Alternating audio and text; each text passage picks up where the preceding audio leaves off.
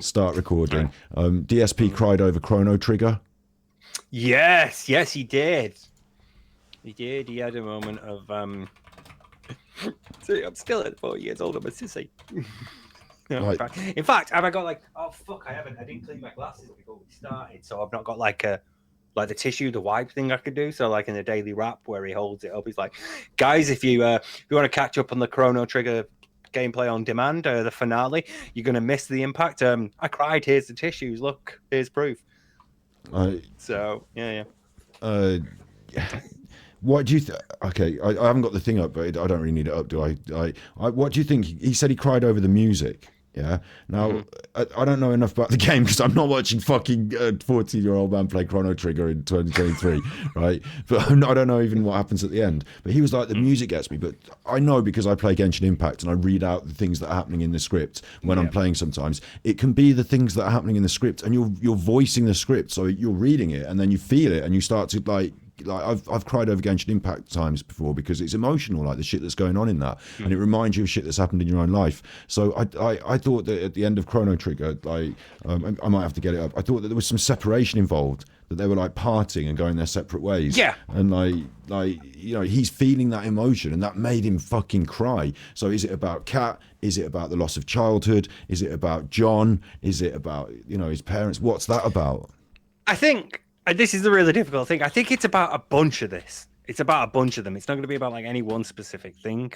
Because music's one of those things that you can form like powerful emotional attachments to. You could form like you could have episodic memories tied to music. Not Aldi advert music specifically, but for me, also you've muted yourself, so I couldn't hear you then. But like for me, it's the Aerith's theme in Final Fantasy VII because the theme that plays when she does like the do. I can still see that FMV playing to this day. I can still see the materia bouncing down the stairs and into the water. I can still see it all, and it still makes me emotional because that scene at that moment for the first playthrough in my life broke me. It made me cry. It was a very upsetting scene. It's the permanent death of a character you've just spent the last 30 odd hours with. So it's not an unusual thing in and of itself, and it is very likely that DSP does have a bunch of positive memories tied up in this music, and he probably did. He enjoyed playing Chrono Trigger as a kid because as a kid he's got but all right, right? As a kid, he's got no responsibilities. And he gets everything he wants off his parents. So his life is fucking sweet. Agree with that, but right? There is. But check out. Let me just play contextually. Contextually, crying is one of my favorite games, and the music gets to me. I'm actually crying because it's the end of one of my favorite games. I'm a baby. This is from Snort Hogan. So hang on, wait. Let me read the thing. Yeah. His voice breaks. Don't it? Yeah. And the music. Okay, yeah. I've always felt farewell. I'm crying. I'm crying because it's one of my favorite games, and the music gets to me. I'm actually crying because it's the end of one of my favorite games. I'm a baby. I'm crying like a little baby, like a little sissy. I've always felt farewells were best kept brief. So, and then he goes on to get up and wipe his nose, and he laughs as well all the time, like which is like forced. It's defensive, that. Like, yeah, it's not real. And I'm contesting. This music cannot make you like. It's going. It's not the music alone. We know, right? What there's some sort of chord progressions that do sound sadder than others, and there's some chord progressions that sound happier and upbeat than others, and obviously the tempo. He's a big fat liar as well.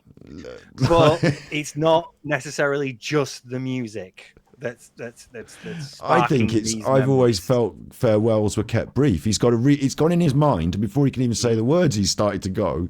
It's about farewells. It's about parting. It is. This is the point. You've come to the end. It's the end of the road, and I think the whole point of Chrono Trigger is it's people grouping together across time. They fight off an evil, and then they all go their separate ways again. At the end, they all go back to their own timelines and things, and live out the rest of their lives like that. So they never see each other again.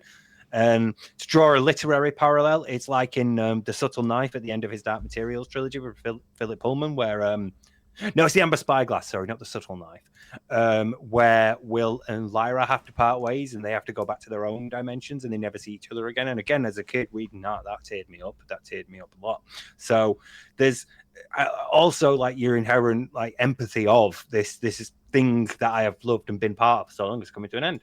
But I think part of it is definitely just like clashing this and the sort of emotions that he has associated with it, thanks to, you know, childhood and nostalgia and the sort of positive, warm memories that all brings back of when life was better. With now looking at $10 from Canadian Kirk, and that's it. You know, with knowing that when this is done, you're going to end the stream, open up Champions, and then go and get a shot of gin. Knowing the reality of your life, and we do know that he's aware of it. He's in denial of it. He acts like he's, you know, not, you know, bothered by it, and his life's great, and you know, he's with the woman he loves and all that. But deep down, he knows how shit his life is, and so you there's think definitely an air of crying like, for the fact comparing that his life is idealized version of playing it as a kid. When I was how a kid, good his life was then. Okay, and also like things have turned out shit, so I had a lot of possibility, a lot of opportunity, and now like looking back, I can't believe I've lost all that time and they've ruined it all. Like there's a reason to cry there, I get that. What about farewells with best kept brief, and like what about cat coin, like divorce coin, and what about that aspect of it? Like is he crying because I'll take any supporting evidence for team divorce, but I don't think it's that necessarily that bad, that because we know Phil, and for Phil, farewells are best like done quickly. You know, just like fuck you, banned. Banned, That's the best sort of farewell. To Phil. I've always felt bans were best kept brief. Because again, I don't. This sort of comes back to a thing. Me and was it me and ALT? I can't remember who I was talking about it with. But basically, like how he gets emotional over T. I think T is his first real experience of loss, and this is again a game about, you know, where at the end. This is definitive. We're not going to see each other again. But it's not about that. That's important. The whole point is that you treasure the time you have together while you have it together. And, you know, that's the sort of message that I get from Chrono Trigger. Again, I've not played it as well, but sort of like through watching a couple of like Aquatiles streams and things, that's the impression I've got. So it's like Phil isn't really fully prepared to deal with loss because he's had so little of it in his life. His family isn't that extended. It's only really his aunt, and he wasn't really that close to her. He doesn't have brothers and sisters. He's not got many relatives to lose. So the weird thing about this, right? T is like his proper, possibly only experience of like loss in Genshin Impact, or it might not have been Genshin Impact, it might have been a different game, but recently after I like, you'll understand this obviously, like after I lost Omar, my cat, I didn't lose him, he died, like I had to take him and have him put down, like, you know, I know where he went, but after that I was playing a game and something came up about like fallen soldiers and like, you know, friends from the past and fallen soldiers, and it just set, I was thinking it was Genshin Impact, it just set me off, and I was like, I'm not crying about fucking like what's going on in the game, I'm crying because I lost my cat 2 weeks ago, and it's reminded me, and I think of him like a little soldier, and like that's come. So like I can empathize with Phil's feelings here, except I can't understand what, because he said just the music makes me feel sad, and that's not acceptable. That's not enough to, like, you know, there's some sort of attachment, isn't there? And I'm trying to decide. Like, so is it Rambo then that is like, because you're saying he hasn't had this sense of loss? Like, is it T? He can't be crying over T all these years later. But he's displacing all that. He is displacing all the responsibility of it onto, you know, the music. It's like your first thing. It's not, and it's fine to be okay at this point and say, so like, you know, it's fine to say at this point, like, this situation is sad. I find this situation sad. It reminds me of, you know, and as ridiculous as it is to say like a group of time travelers splitting up and going to different timelines is like, you know, relatable. It reminds me of like, you know, the friends I've known along the way and I don't speak to anymore, you know. Maybe the friends we made along the way. Relatable things. Maybe the real friends we made along the way were the tips that we didn't share with John Rambo. So so he's got a sense of loss, right? And I also I think it's okay to explore these feelings. I think it's a good point to make that it's okay to explore these feelings. Like if you feel sad, like when I feel sad about something on a stream, I will have a little cry, blow my nose, and say that's what I felt sad about. Feel it, let it dissolve, and move forward. Like it doesn't mean there's anything wrong with me. It means there's something right with me because I'm a human being and I've got feelings. But Phil absolutely discounts this as being sissy as well. Like he's just being a sissy. He does the act laugh to sort of like cancel out the crying. So it makes me wonder if there's anything connected with that and what he's upset about, or whether that's just a completely separate defense mechanism about not wanting to look like he's upset. I think like, it's the or latter to explore there, the yeah. emotion. So I've got two questions of you, like psychologist hat. One of which is, who do you really think he's upset about? Because he's upset about farewells, keeping brief, the separation. Like you said, there's all this built in. Is it just the music? What is he most upset about? Is it his childhood memories? Is it the fact he's fucked up his life? Is it Kat? Is it Panda Lee? Is it John? Is it someone else? That's one question, so I'll let you answer that. And then the other question was going to be, and I've forgotten it now, so I'll let you answer that one first. Oh, about that. I'm assuming it's something towards the masculinity of showing emotions and his response of calling it sissy. Yeah. The other question was going to be about, like, I don't know if you can tie it down to one particular thing above all else. Like, say, you know, he's definitely more about John than anything else. I think it's the whole group of them. He misses John, he misses Howard, he misses hanging out and filming stuff with them. He misses drinking with them and feeling, you know, like, with me boys, you know. He misses like the way his life was in 2012 to 2014 when YouTube was golden and he was with Panda and his mates and all that, still traveling to conventions and tournaments and things. That's like that maybe the whole sort of like, because he played it again. He played Chrono Trigger a while ago, and I think it was around 2012, 2013. It previously played it emulated. And this is part of this is what was actually one of the second questions was, this is also part of his big celebration of his 15 years, isn't it? So do you think in some ways, like, completing this Chrono Trigger, because he wanted to fucking play this, like, yeah, this did, was yeah, like yeah. he had to go over hurdles, $10 in like, tips, sorry. Yeah, he's stuck it out. So do you think in some way this for him was like a capstone moment of 15 years, like finishing the Chrono Trigger?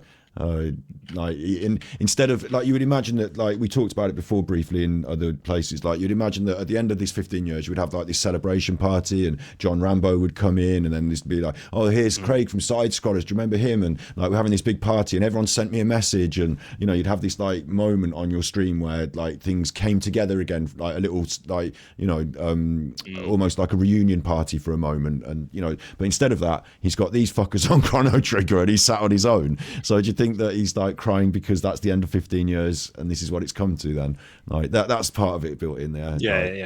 Yeah, I think that's definitely part of it. Each individually will also contribute. There's the situation of as a whole of like, oh god, I don't see my mates anymore, and now I'm just like stuck here, you know, with my wife and my cat, and that's it. You know, my wife and my cat.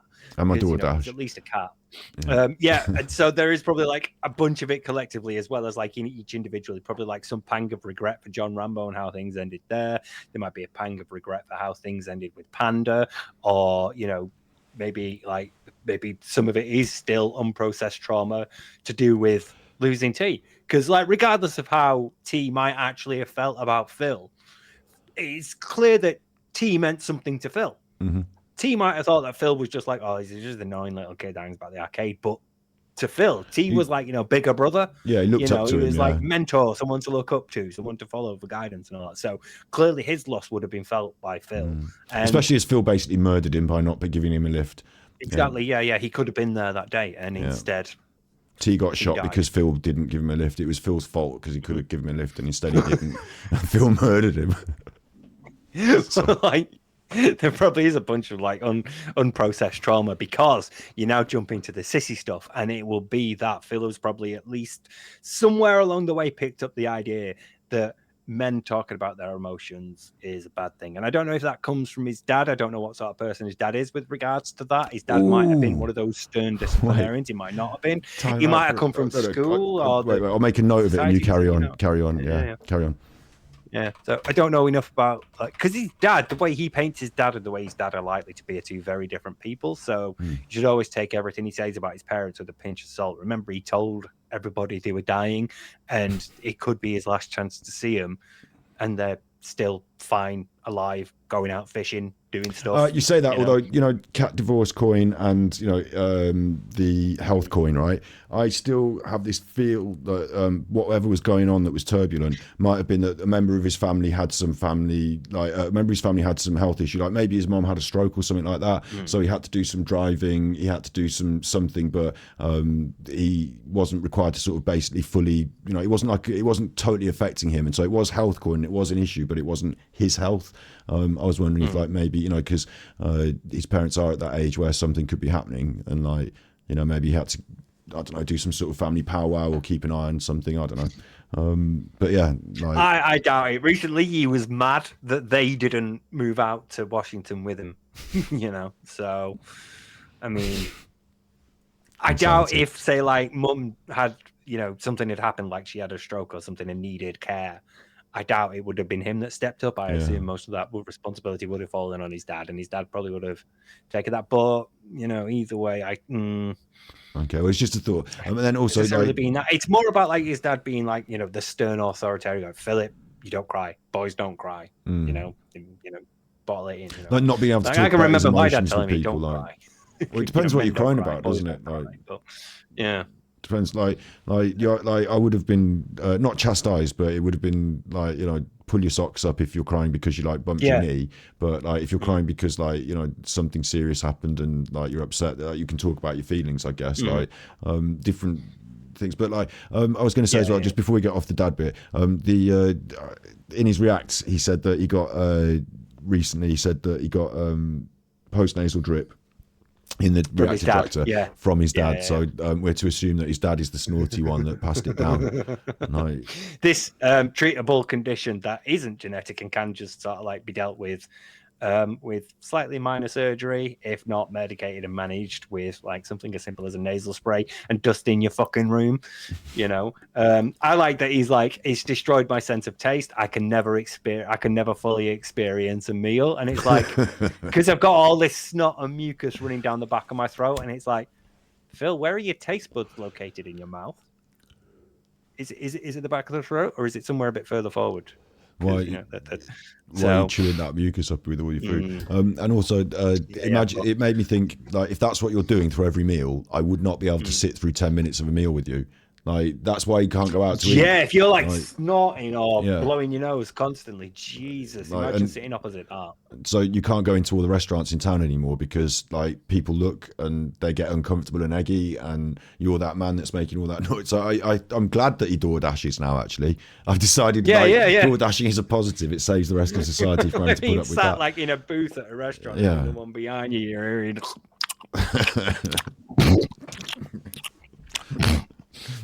Try these ribs. That was a big one, honey. Yeah, exactly. Like he needs extra tissues all laid out. Like he's calling the waitress, we need more napkins. Like we need more napkins.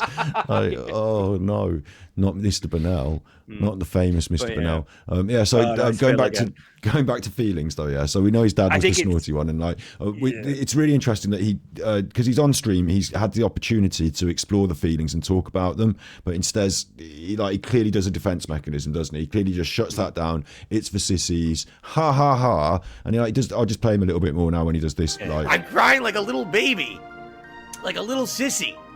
I've always felt farewells were best kept brief. The music, dude, the music gets to me on certain games. This is one of them that actually gets to me all the time. So it's the forced acts and the big laughs as well. So like, what are we drawing out of him not being able to explore his feelings? Do you think ever, or just because he's on stream? Or he's dismissive of it, isn't he? His impression of people that do explore their emotions, or at least express them in that way. You're either babies, it's childish, so an adult shouldn't do it, or it's sissy, in which case it offends your sense of masculinity. That's like saying it's gay, basically. Yeah, basically, yeah. It's sort of like you have this impression of masculinity that excludes crying at emotional moments. Whereas nowadays, especially in the more sort of like modern and enlightened era, we would assume that repressing emotions is actually bad, and it's okay to cry at sad moments because you would be expected to. That's normal. It's a sad moment. It's also even if it's like a video game, it's really like sad in the other way that he's perpetuating that idea to the people that watch him, that I'm crying and it's a sissy, therefore a homophobic slur thing to do, and I'm going to just stop doing that and not cry because it's bad. Everyone cries, so everyone in his chat now that ever cries thinks, well, Phil thinks I'm a sissy, I'd best not talk about that. So it's sad that he's perpetuating that, but I wonder whether... Yeah, it does have that knock-on ripple of Well, if Phil would call me a sissy for doing this, so I should probably try not to. There's one more final aspect I want to bring out of this, right? Which is that I remember that he said once before about crying in bed, and his wife said, "Are you crying?" And he was like, "No, just go back to sleep, honey." And he said it as a bit of a joke, but I don't know if it was a joke. But then I remember him saying, like, I was crying in bed, and my wife woke up, and I said, "There's nothing wrong. Go back to sleep." Is this when he was watching old videos of him and Rambo? I can't remember. He'd had a few because he said he does that a lot. Well, I say a lot, but it might have he's been done that on multiple occasions, where he's lying in bed, he's had a few, and it's sort of just in a nostalgic mood. Watches a couple of the old Project 7 or Smart Guys or whatever, and a couple of multiplayer games, and starts to get nostalgic and really miss him. And before you know it, he's crying in bed, and then the missus wakes up and she's like, "Is that you?" "Oh, it's fine. Just go out of bed." Yeah, definitely. I couldn't find it because I think it's been deleted off one of the pre-stream podcasts. But yeah, likely, yeah. But he passed it off as somebody's uploaded it. The point is that he passed it off as a bit of a joke, but it felt like it could have been real. And then this recent incident of him crying over Chrono Trigger, like, I know, like, it's like this has been a sort of catalyst, and he's got these feelings bubbling under. And when you're stressed, and when you're feeling under stress, and when, like, we talk about mental breakdowns with Darksydephil, and, like, whether that's impending, like, emotions and your ability to deal with them, like the stress, like, it's like all there bubbling under, and it only takes a little thing for you to then, I don't know why I'm crying over this, but all of a sudden I'm crying over this and I'm letting it out. And so I wonder if, like, it's not just Chrono Trigger, but other things in his life, might continue to, or have recently caused him to suddenly start to feel emotional. Like, it's a bit of a bad sign on the old breakdown front, isn't it? Yeah, but I've been saying for ages we're headed towards breakdown territory, and I think this is sort of exacerbated by the fact that we're now in prime midlife crisis territory, isn't it? The problem is, like, when you've spent so long avoiding learning how to deal with these emotions healthily, once that dam starts to crack, it just bursts. So whenever the emotional outburst does come out, it is like massively disproportionate to whatever event triggered it, because it's all coming out. You can't stop it. You can't pull it back in now. That's it. Damage charge. So, Sorry. I was just going to quickly, while I'm doing this, I've made a channel called Mental Health Monday, so you can find it by clicking channels on whatever channel you're watching this on whenever I upload it. And so if you're worried about feeling like you're crying and stuff like that, then I've done videos about all sorts of stuff like that. So there's, like, it's okay to explore your feelings. And we as men should also sort of perpetuate the idea that it is okay to cry about sad things, because they're sad things. Why wouldn't you cry about them? So, is Chrono Trigger sad enough to evoke this kind of crying sadness, though? It depends on your mental association, right? Okay, he mentioned crying at Toy Story 3 recently. He mentioned crying, like, blubbing at the end of Toy Story 3. Well, now, not only is the ending of Toy Story 3 emotional, it's established over 3 separate movies, so that emotional payoff has essentially been built over a period of years across multiple installments. But I also have this mental link with it, because my cousin who passed away loved Toy Story. So now for me, Toy Story isn't just Toy Story. It's not just that movie that we watched as kids, and now there's another one. It's my cousin Jason. It's all the things from my childhood about my cousin. Everything's tied up in that now. So, I could go and watch a movie and really enjoy it, but at the end, when You've Got a Friend in Me starts to play, I have to leave the cinema quickly, because that's when it really starts hitting. But then we're assuming that some still similar loading has happened with Phil in this game, then, because that's quite a proper thing to have, like without that, Toy Story 3 wouldn't hold the same, like, pull for you, but for some reason this holds a strong pull for Phil, so it points us towards his childhood again, maybe. I wonder if it may have been like an escape during childhood, if he played this, like, while he was going through shit at school, for example, and this was his escape from being bullied at school, and that's why it's his safe thing. you know, so he feels okay to be emotionally vulnerable. Because normally, as a narcissist, especially a covert one, very insecure, he would want to keep like as tight a lid on this sort of thing as he could. He would never want to be seen as this vulnerable, and that's why he has to sort of like dismissively laugh it off and be like, "Can you believe me? I'm blubbing like a baby at Chrono Trigger." You know? It's such a sissy thing to do in it, guys. You know, and he has to sort of dismissively and sort of diminish it, and you know, sort of like scurry away from the importance of it, because normally he's like that emotionally controlled, whereas this is a vulnerable moment and he doesn't like that. That sort of thing normally terrifies him. So I wonder if this is like an area where he'd previously like escaped from trauma going on in his real life at the time, like maybe it is like being bullied at school and being unpopular. Around the time Chrono Trigger came out, he was probably playing a bunch of SNES games, you know. So that would have been one of them as he was going through like the later years of high school. So or maybe although a speedrunner can finish the game 15. A speedrunner can finish the game in 5 hours. Phil has taken quite a long time to get through this playthrough, and probably took even longer. What part is this? Like part 30 or something? Like he probably took even longer to get through it back then. So it probably was with him, like in the same way as I feel like Zelda Ocarina of Time, like it sort of marks a period in my life because I played it for like, you know, months rather than like. Oh god, I did. It took me, yeah. No, it took me fucking ages to get to the top of the tower and then beat Ganon, and then it was like, oh shit, I've got to run down while this fucking thing's collapsing. Fuck. And then after all of it, like my sister played it as well, and I got to watch her play it as well. So it's like it's like a time and a place, isn't it? So it takes him back to a time and a place. So I agree with that. I've got something that will tickle you. Angry Alan reviewed Toy Story once in one of his videos. I can't remember exactly which one it was, but it's amongst the millions that I've got. He said he'd been looking after his grandchildren and watching Toy Story. And this is a narcissist reviewing Toy Story, isn't it? So he said the plot of the film was that Woody has this like special way of getting all of the other toys to listen to him and see him as the main one, and then Buzz comes in and Woody's not the main one anymore, so Woody basically starts a sort of insurrection amongst the toys to usurp Buzz as the top toy and to go like, you know, to take him down and like character assassinate him, and in the end they like come to agree again that Woody's like the best toy, basically. He saw it as a political conflict between Woody and Buzz. I mean, that's one way to interpret it, but it's not like the explicit tone of the film or the plot.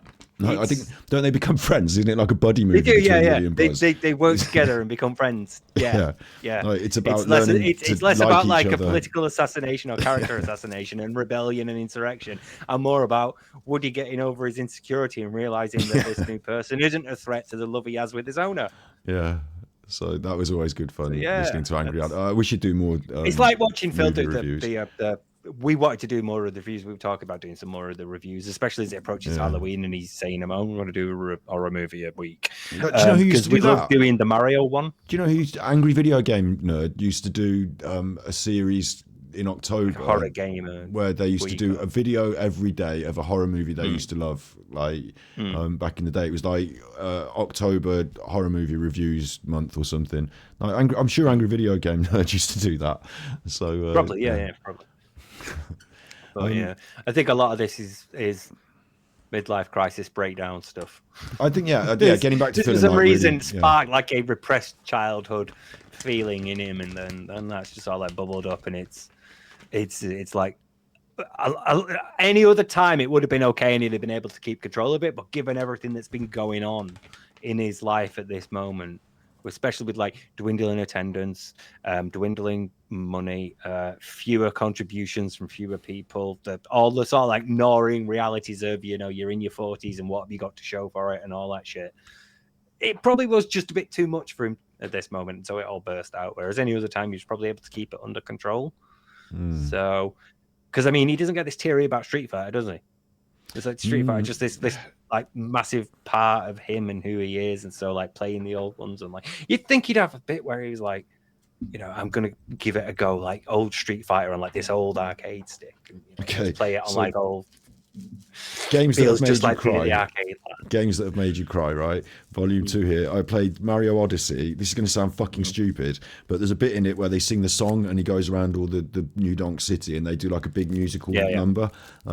And like he goes into 2D mode around the buildings and it like goes through Donkey Kong. And like halfway through Donkey Kong, I started crying. I was like, this is my childhood. I played Donkey Kong on a little Game and Watch. And then I played Mario 1. And then I was fucking 15 years old. And then it was like, and I was like watching this like, sequence and I was like, oh, Mario and me have been friends since I was a kid. And that made me cry because like there was this like whole connection with it. I wonder if he's gonna like Street Fighter 2. I don't think it has the moments where it can like, but I think he could have had a moment like maybe when he hit Master, he could have been like, this is a moment where I can like like let out some emotion. But like it doesn't play to the emotional like. So other than Mario, no, true, there's very little like narrative heft behind it. You are relying on his association more than like the devices of a plot to invoke those emotions. So no, it's really interesting actually. Like we're not going to talk for another 3 hours on this, but it's really interesting that his choice of games doesn't allow him to explore emotions sometimes because he gets to choose the games that are more, like based in like Call of Duty. You're never going to have an emotional, but this was one that he really wanted to play, and he knew this was coming at the end as well. He knew it, like because he'd played it before. So, like he must like you said about favorite films and stuff. He actually must really like Chrono Trigger as well. Like this did make him cry legit. And whether we'll ever know exactly what it was, well, for me, stumping it here before, like the last bit to sort of finish off before we go our separate ways, it was Final Fantasy VII, and it's not just because, a character has died, because the character died in Final Fantasy VI, I think, but because. Like, normally when you get, KO'd where a party member gets knocked out, you revive them. You have an item to revive them. This is it. Eris is gone now. And she's been with you for, like the past 30-odd hours by this point. And the whole point of the story is her getting to see behind the tough demeanor of the main character who you're playing as and seeing, like, the real person beneath him. And she's, like, the only one who can see the person that he is underneath. And then she's gone. Like, she plays your healer as well. She's all the, like, special attacks and things. She's got, like, the highest magic. Her special attacks are all healing stuff. So she's the healer of the party. She spends a lot of time with you. And then she's gone. She's irreplaceable. She's completely gone. And you cannot bring her back. And not only is that, like, the remaining theme throughout the entire... That's, like, the whole point of the game. It's a game about life, but without death, you can't appreciate life. So when she's gone, that's it. There were like fan petitions sent to Square to like revise Final Fantasy so we can have Eris back, and people would like hack her in using cheat cards and everything. But for me, it's also that immediately after the scene where she dies, there's a boss fight. But instead of the music changing to the boss music, it just carries on with this slow, simple piano stuff. And then there's like rising strings and everything as it happens. And it's like it comes after this scene where your character's holding her in your arms and he's talking about like feeling numb and everything's tingling, and then you have to fight this boss, and it just all feels like this final end. That's it. She's gone now. This person that you've grown an association with is gone, and it's a really heavy thing to deal with. And just the boss fight carrying on with the music playing over it just made it seem like a finality, and it hit me really hard. I remember the first time I was playing it, I was so glad my brother was asleep because I was in tears. I was in fucking tears through that fight against Genova. It was cool. Just awful. Video games are fucking awesome. And I was going to shout out a Terry Pratchett book with Granny Weatherwax that made me cry when I was a kid. But I'll tell you what, I cry a lot. She Ain't Dead at the end. If anyone knows that book, When She Ain't Dead, that made me cry. And then there's a load of video. Like I play games on stream all the time, and a load of times I'm moved by the games. But often it's like. Quite a few of them, it's like I play a lot of indie games, and so there's a lot of actual emotional like story in them, and it's like design, and I'm quite happy to explore that. But one that I've got to shout out is Genshin Impact. Right, if you want to cry, like Genshin, honestly, it's free to play, but like you have to go through all the game to get to Inazuma to get to this bit. But the Vision Hunt decree in Inazuma, I don't want to like spoil I don't want to spoilers, but like someone essentially like you carry all these hopes and like all these people's like you've been around this island, you've done all this stuff in the game, and like you've met all these people, and it all comes back. Like you carry all of their hopes and worries and like you carry it all, and then like you're about to fail, and then like someone steps in and puts themselves between you and the flame, and like you're like, oh my god, you sacrificed yourself. And like I was playing this on stream, and I was just like, just forget it, I'm crying, just deal with it, I'm going to be crying now for the next 20 minutes. Like this was incredible. Like yeah, so if you want to have a good time and a cry, Genshin Impact does deliver. Yeah. That sums it up, doesn't it? Like, we've had a good time talking about DSP crying. Yeah. Well, this says crying like a bitch, so I don't. Yeah. We're acknowledging that it's okay to feel these emotions and cry at emotional moments, and he's like, "Oh, I'm a sissy." I think the bitch move was to say that he was crying like a sissy, and then to try and pretend and cover it up, and like to not acknowledge it and explore the feelings, and even say, "This has reminded me about happy times I had with XYZ," or just to shout out whatever it is he feels the love for that makes him cry. Because the thing is, he's still human, ultimately, at the end of the day, and he does still feel these things. It's just that a powerful insecurity prevents him from expressing them. So he is still capable of feeling things like empathy and remorse and regret and feeling bad about people and feeling sorry for them.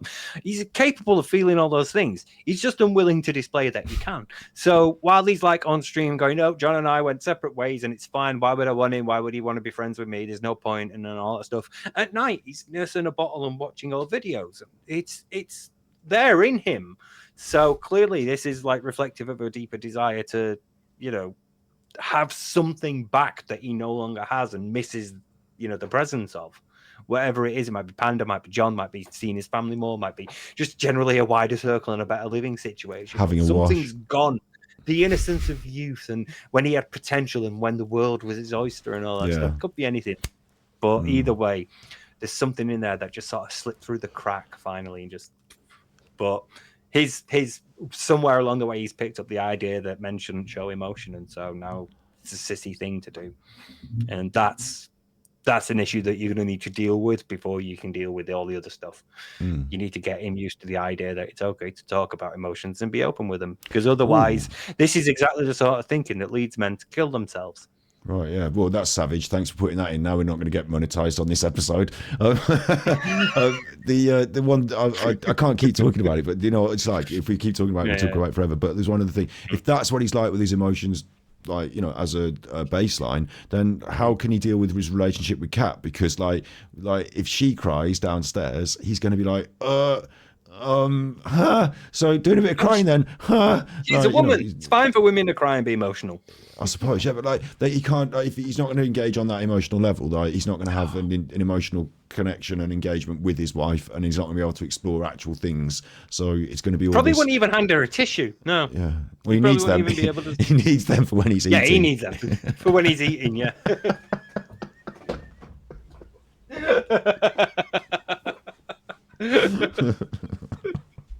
Okay, I'm going to press stop recording. Yeah, let's end on that. Yeah, we're not going to do any better.